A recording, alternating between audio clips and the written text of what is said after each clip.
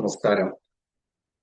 2026 ആണ്ടിലെ കൊട്ടിയൂർ തീർത്ഥാടന കാലം സമാപിക്കുകയായി.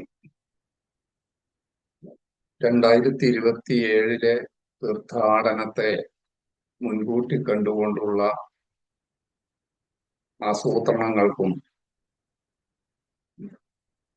ക്രമീകരണങ്ങൾക്കും തുടക്കം കുറിക്കാനുള്ള സമയവും സമാഗതമായി എന്ന് പറയേണ്ടിയിരിക്കുന്നു.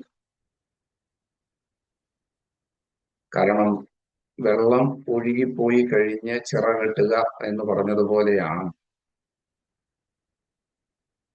പലപ്പോഴും കൊട്ടിയൂർ വൈശാഖ മഹോത്സവത്തിന്റെ മുന്നൊരുക്കങ്ങൾ സംബന്ധിച്ച കാര്യങ്ങൾ നടന്ന് കാണുന്നത്.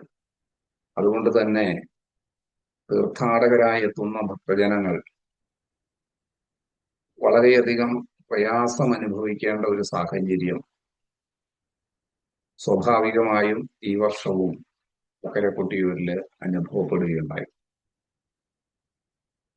തീർത്ഥാടകർക്ക് പ്രാഥമികമായിട്ടുള്ള സൗകര്യങ്ങൾ ഒരുക്കുന്നതിലും പ്രത്യേകിച്ച് മണിക്കൂറുകളോളം ക്യൂ നിൽക്കേണ്ടി വരുന്ന സ്ത്രീകളും ആരോഗ്യ പ്രശ്നങ്ങൾ നേരിടുന്നവരുമായ ആളുകൾക്ക് ഉൾപ്പെടെയുള്ള സൗകര്യങ്ങൾ ഏർപ്പെടുത്തേണ്ടുന്ന കാര്യത്തില് വളരെ ദയനീയമായിട്ടുള്ള പരാജയം സംഭവിച്ചു എന്ന കാര്യം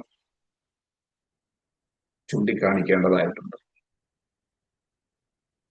കൊട്ടിയൂര് സന്ദർശിച്ച മനുഷ്യാവകാശ കമ്മീഷൻ അംഗം വളരെ നല്ല നിലയിൽ ദർശനം നടത്താൻ സാധിച്ചു എന്നാണ് അഭിപ്രായപ്പെട്ടത്. അദ്ദേഹത്തിന് നല്ല നിലയിൽ ദർശനം നടത്താൻ സാധിച്ചു എന്നാണ് അഭിപ്രായപ്പെട്ടത്.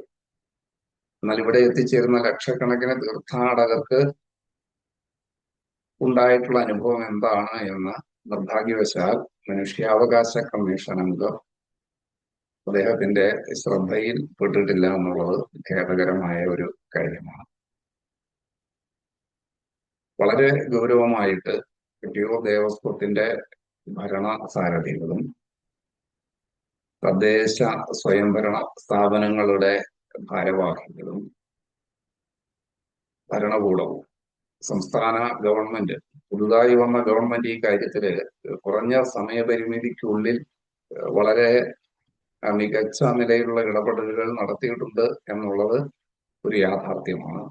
എങ്കിൽ തന്നെയും മുന്നോട്ടുള്ള സാഹചര്യങ്ങളെ നേരിടുന്നതിനു വേണ്ടി സമയബന്ധിതമായിട്ട് വരുന്ന തീർത്ഥാടന കാലത്തെ ഇപ്പോൾ തന്നെ മുൻകൂട്ടി കണ്ടുകൊണ്ടുള്ള നടപടികളിലേക്ക് പ്രവേശിക്കണം എന്ന കാര്യമാണ് ഈ സന്ദർഭത്തിൽ അഭിപ്രായപ്പെടാൻ ആഗ്രഹിക്കുന്നത്. കരിഗോവിന്ദ.